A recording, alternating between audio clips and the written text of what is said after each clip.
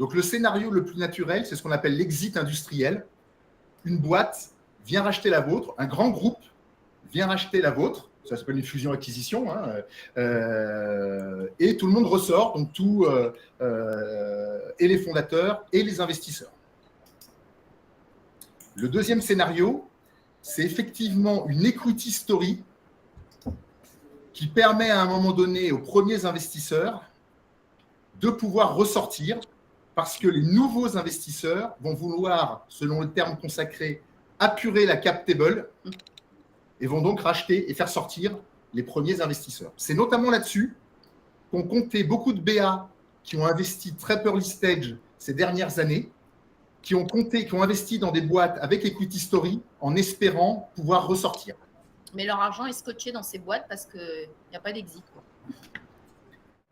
Et puis le troisième exit, mais ça suppose que vous ayez une stratégie qui va générer du cash et donc un EBITDA positif, c'est de racheter les parts vous-même, de racheter les parts des investisseurs des premiers tours via un mécanisme de LBO. Mais un mécanisme de LBO ne peut se mettre en place parce que vous allez faire un emprunt, vous, pour acheter des parts, et vous allez faire un emprunt qui sera remboursé avec vos dividendes. Donc, il faut un résultat positif, forcément. Et donc, bien entendu… Est-ce que les fonds ont une préférence? Non. On n'a jamais eu vent d'une préférence, ou en tout cas de dossiers qui n'avaient pas été retenus parce que le scénario d'exit n'était pas le bon.